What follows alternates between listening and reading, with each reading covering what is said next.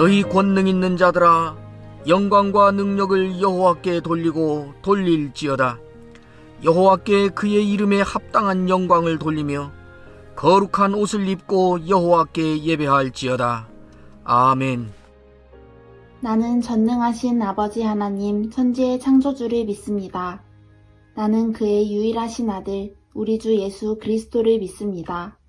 그는 성령으로 잉태되어 동정녀 마리아에게서 나시고 본디오 빌라도에게 고난을 받아 십자가에 못 박혀 죽으시고 장사된 지 사흘 만에 죽은 자 가운데서 다시 살아나셨으며 하늘에 오르시어 전능하신 아버지 하나님 우편에 앉아 계시다가 거기로부터 살아있는 자와 죽은 자를 심판하러 오십니다. 나는 성령을 믿으며 거룩한 공교회와 성도의 교제와 죄를 용서받는 것과 몸의 부활과 영생을 믿습니다. 아멘.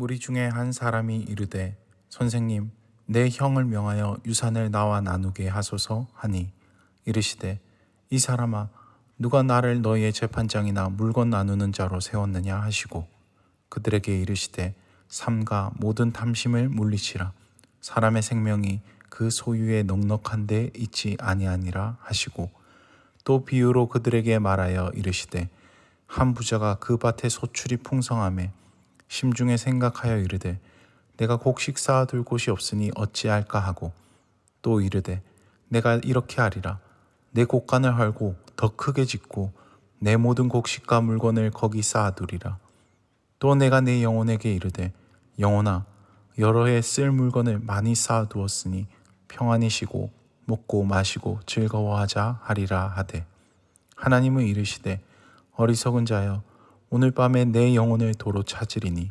그러면 내 준비한 것이 누구의 것이 되겠느냐 하셨으니 자기를 위하여 재물을 쌓아두고 하나님께 대하여 부요하지 못한 자가 이와 같으니라. 예수님께서 이 땅에 계실 때 가장 힘써서 그리고 많은 시간을 들여서 하신 일은 사람들을 가르치는 일이었습니다. 물론 제자들을 또 가르치셨습니다. 어느 날 예수님께서 가르치실 때 일어난 사건입니다. 예수님의 소문을 듣고 사람들은 계속 몰려들었습니다. 오늘 우리가 읽은 12장 1절에 보면 그동안에 사람들이 모여들어서 결국 무리 수만 명이 모여서 밟힐 정도가 되었다, 그렇게 말하고 있습니다. 예수님이 먼저 제자들을 향해서 가르치시기를 시작했습니다. 아마 사람들이 주위에 몰려들고 그래서 그 무리가 그 주위를 둘러쌌었을 것입니다. 제자들을 가르치시고 있는데 갑자기 그 무리 가운데에서 한 사람이 예수님 앞에 나와서 요청을 했습니다. 자기의 억울한 사연을 털어놓으면서 예수님께 이 문제를 해결해 달라 그랬습니다. 유산을 물려받았는데 형이 유산을 다 갖고 자기 몫을 주지 않는다는 것이었습니다.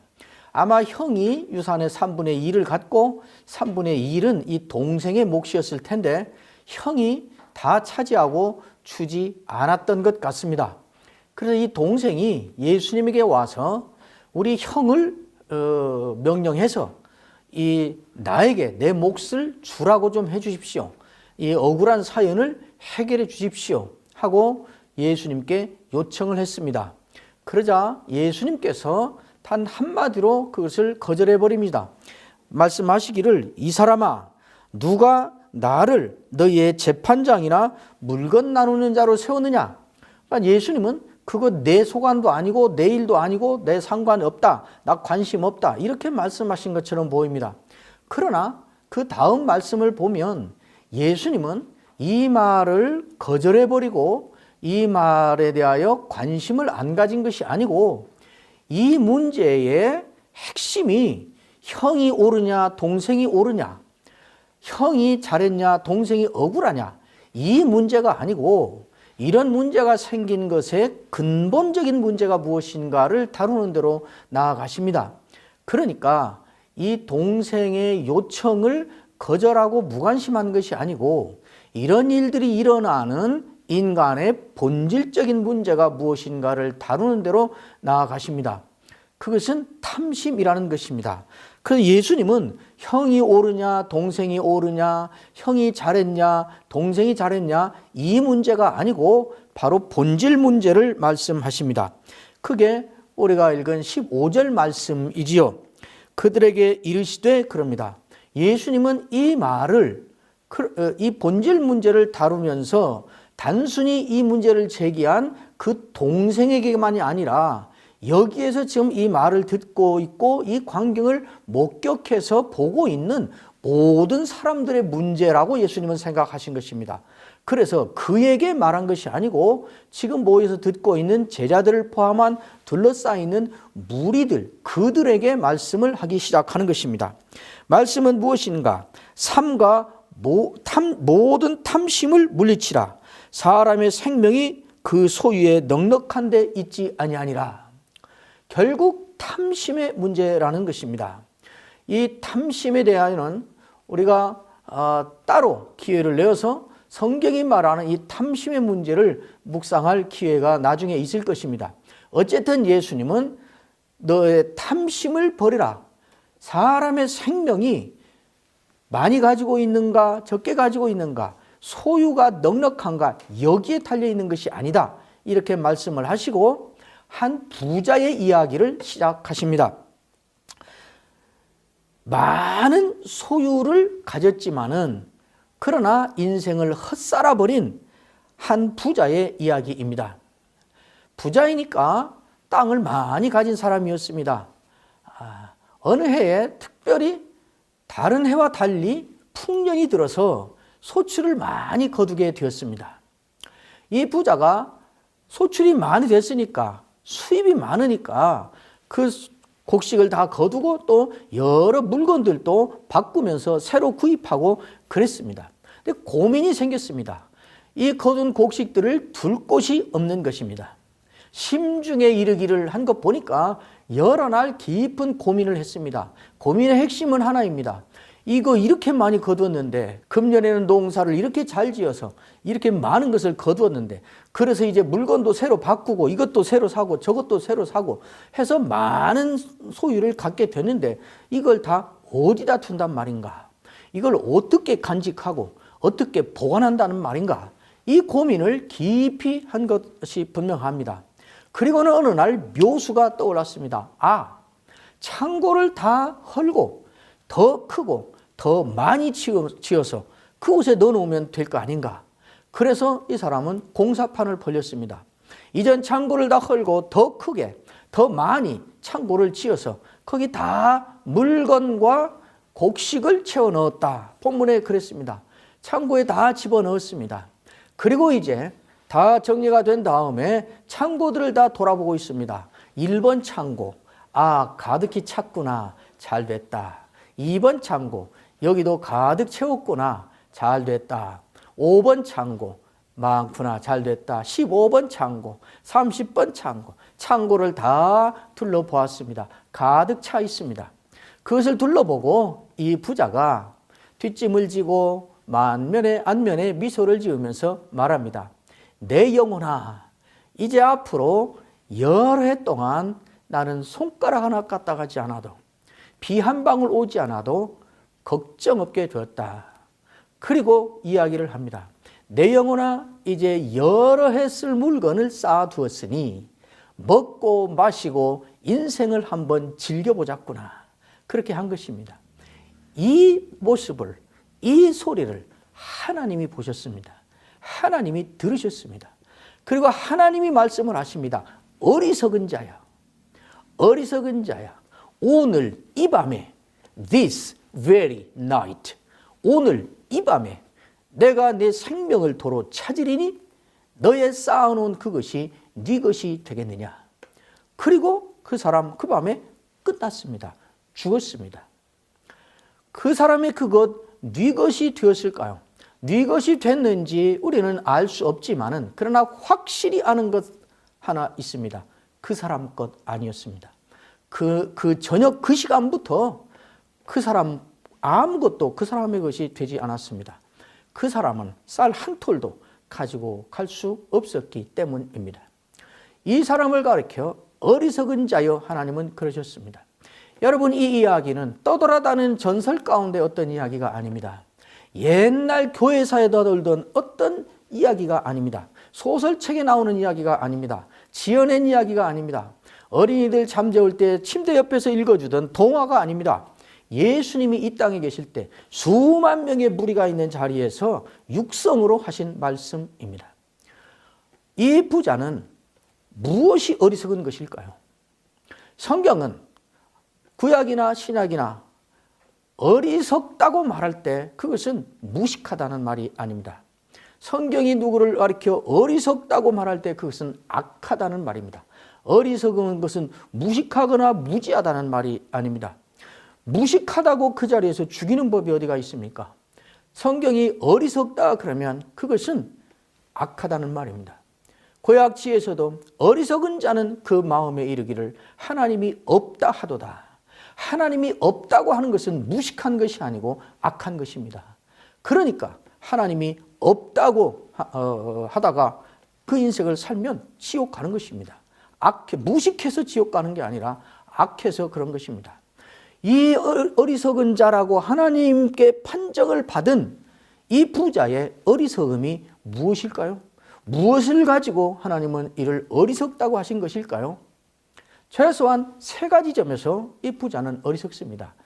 세 가지 질문을 자기가 처한 이 소출을 엄청나게 거둔 이 상황에서 물었어야 됩니다. 첫째, 나에게 갑자기 닥쳐온 이 풍성함은, 이 큰 소출과 이 풍년은 어디로부터 온 것인가? 당시 백리 밖에만 나가도 다 기근이고 흉년이고 다 굶는다고 난리인데 어떻게 내 밭에는, 내 농장에는, 내 사업에는 이런 풍성함이 온 것인가? 이것은 어디로부터 온 것인가? 이거를 물었어야 합니다. 그러면 그는 하늘에서 비가 오고 적당한 때 빛이 비치고 이것은 하늘이 준 것이다. 천지를 창조하시고 온 우주와 천지와 피조계를 다스리시는 하나님을 그는 알 수 있을 것이고 그 하나님을 만날 수 있었을 것입니다. 그러나 그는 처음부터 끝까지 이것을 어떻게 지키지? 이것을 어디다 넣어놓지? 이것을 어떻게 간직하지? 계속 그 고민만 잠을 못 자고 한 것입니다. 이것은 내가 가진 이 풍성함은, 내가 가진 이 복은 어디로부터 온 것인가? 이걸 물었어야 되는 것입니다. 그러나 그 사람은 그걸 묻지 않았습니다. 두 번째 이 부자가 물었어야 될 것이 있습니다. 남이 없는 나에게 있는 이 풍성함의 의미가 무엇이지? 나는 이렇게 쌓아둘 곳이 없을 만큼 많은데 이것이 없어서 죽는 사람들이 있다는 것을 생각해야 됐습니다. 내가 가진 남이 없는 것의 의미가 뭔가? 어떤 사람은 자기 발로 한번 서보기 위해서, 아니 누운 자리에서 한번 앉아보기만 하기 위해서도 어떤 때는 30초, 1분 이상을 끙끙대다가 앉는데 나는 맘만 먹으면 1초도 안 걸려서 벌떡벌떡 일어나는, 저 사람이 못하는 나는 할 수 있는 이것의 의미가 무엇인가? 어떤 사람은 밥 한 끼를 먹기가 힘든데 나는 먹고 남고 둘 곳이 없을 만큼 많은 이것의 의미가 무엇인가? 어떤 사람은 아무리 공부를 해도 F를 맞고 공부가 안 되는데 나는 한 번 읽으면 탁탁 분석이 되고 기억이 되는 이것의 의미가 무엇인가? 다른 사람은 없는 내게 주어진 이것의 의미가 뭔가? 나에게 이것은 왜 주어진 것인가? 이걸 물었어야 합니다.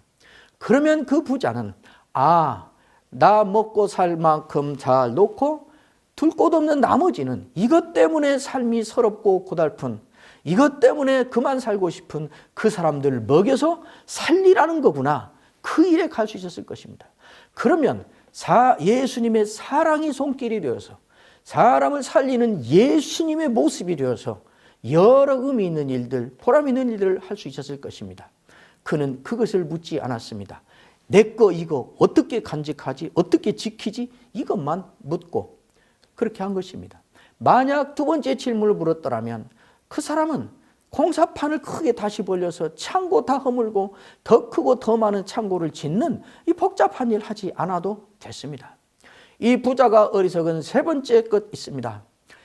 사람의 생명은 어디로부터 와서 어디로 가는가? 생명은 어떻게 주어지며 생명은 누가 다스리는가? 이걸 물었어야 됩니다. 그러나 이 사람은 그걸 묻지 않았습니다.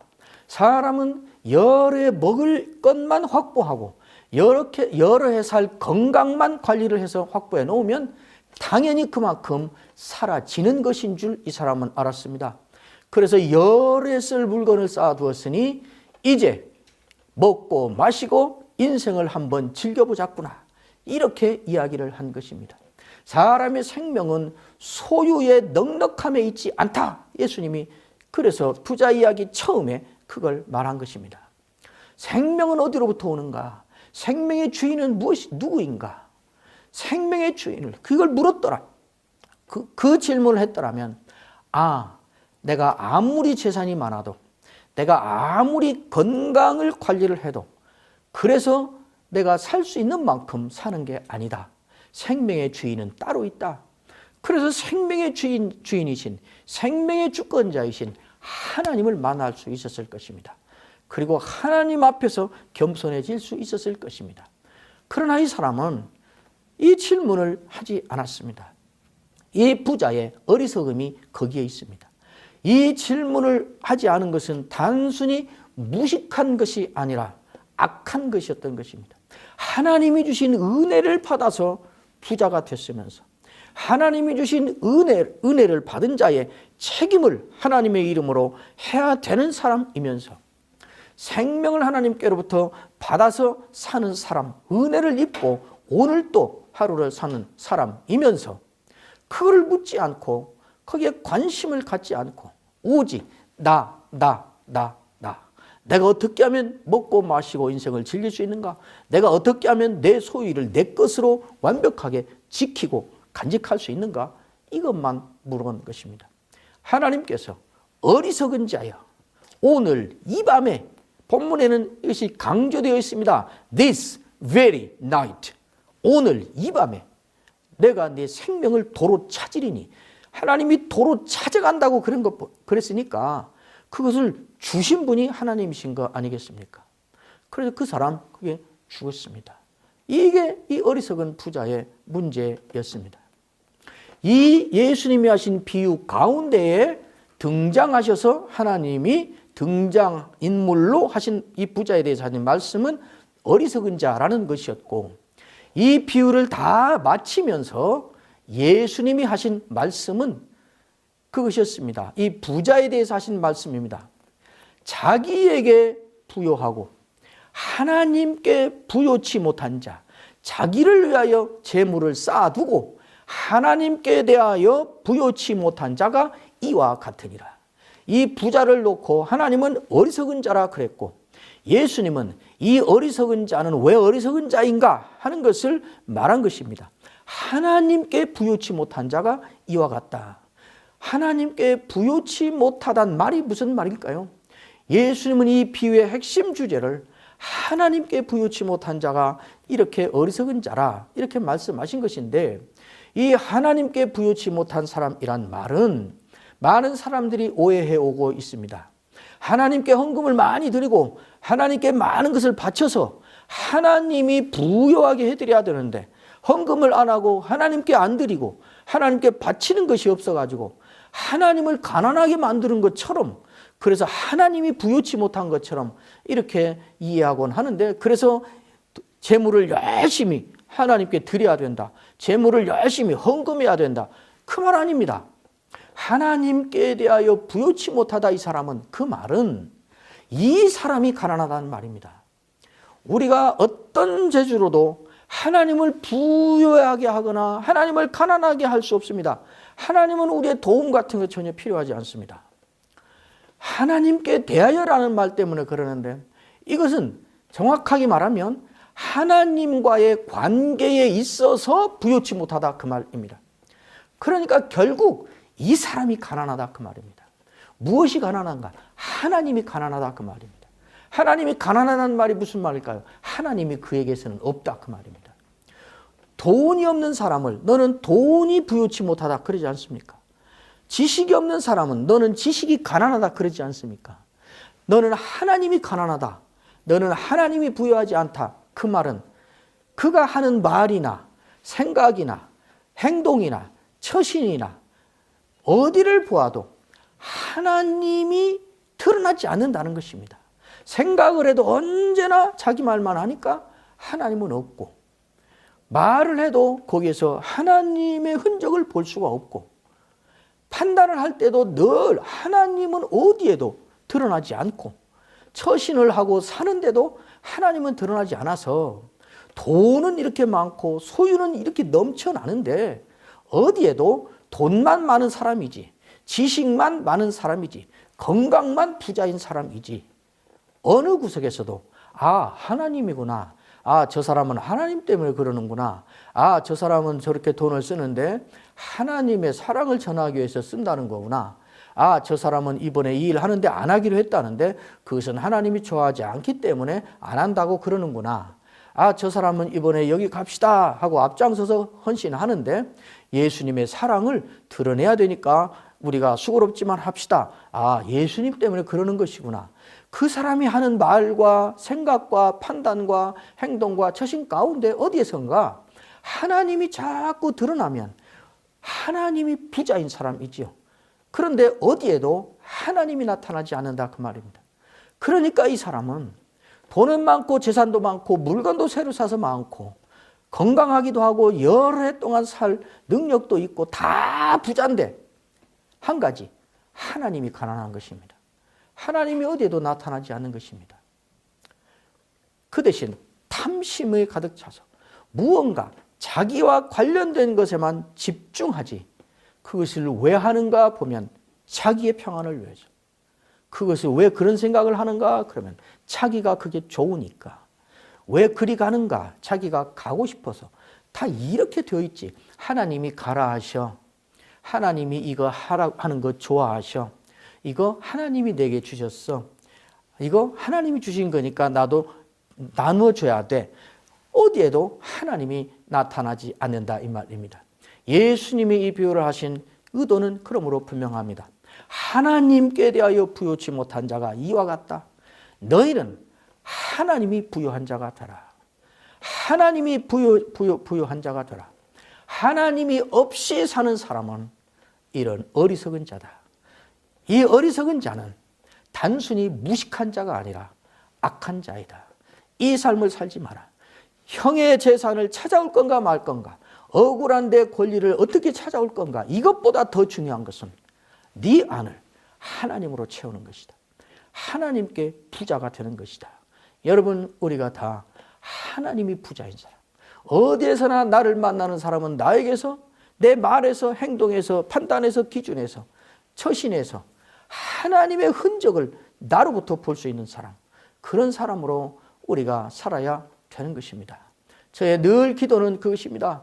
하나님, 내가 하나님의 사람이라는 증거가 나타나고 하나님이 나를 사용하시고 있다는 증거가 나타나고 내가 하나님의 말씀을 순종하는 사람이라는 증거가 나타나는 그런 삶을 살게 해 주십시오.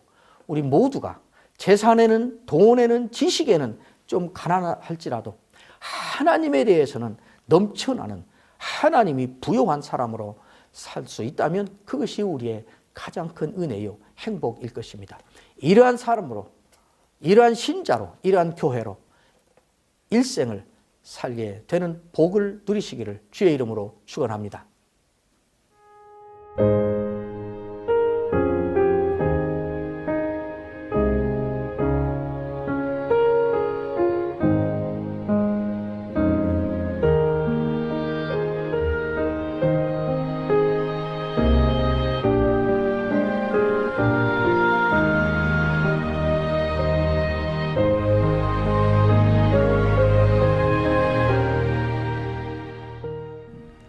여호와는 내게 복을 주시고 너를 지키시기를 원하며 여호와는 그 얼굴로 내게 비추사 은혜 베푸시기를 원하며 여호와는 그 얼굴을 내게로 향하여 드사 평강 주시기를 원하노라. 아멘.